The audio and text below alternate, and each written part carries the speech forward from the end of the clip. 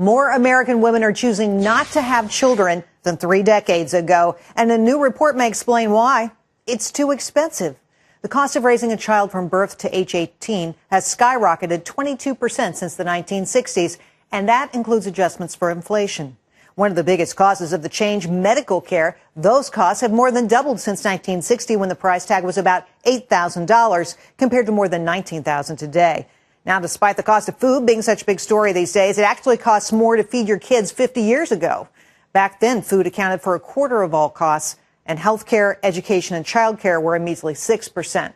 But that would soon change. Jumping ahead 2 decades, the cost of just one child was actually under $189,000, but the cost of fuel was a major factor. As the price of gas hit new highs, the cost of transporting Junior to football practice or Jane to piano lessons jumped nearly 4%. Even more important, heating the home became a hardship for families, leading to the cost of housing to top $3,300 a year. The 90s saw the biggest increase in child care costs over any decade on record, now topping $200 grand. Overall costs increased 10%, but if you wanted your child clothed when he or she traveled to school, those costs exploded by more than 50%. Then came the turn of the century, and the cost of taking your kid to a doctor ate away at the family budget. Health care costs went up an astounding 64%. The cost of child care increased by more than 25%.